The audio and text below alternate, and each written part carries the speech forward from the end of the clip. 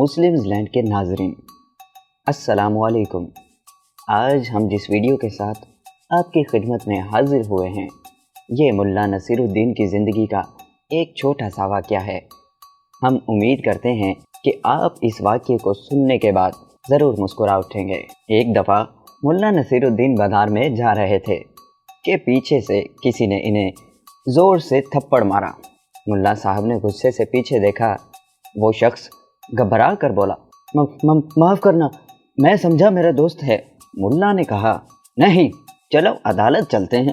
ملا صاحب اس شخص کو لے کر عدالت پہنچ گئے۔ جج صاحب کے سامنے اپنا واقعہ بیان کیا۔ جج نے واقعہ سنا۔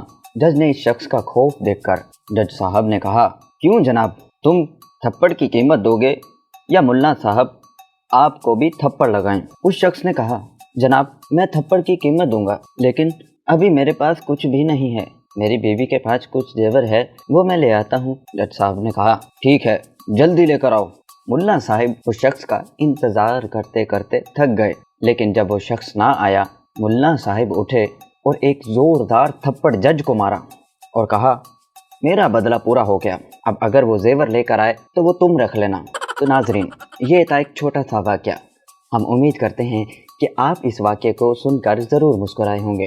مزید اچھی ویڈیوز کے لیے آپ کے اپنی یوٹیوب چینل مسلمز لینڈ کو سبسکرائب کیجیے اور بیل آئیکن پر بھی ضرور کلک کیجیے گا، تاکہ ہماری ہر نئی آنے والی ویڈیو کا نوٹیفیکیشن بر وقت آپ تک پہنچ سکے۔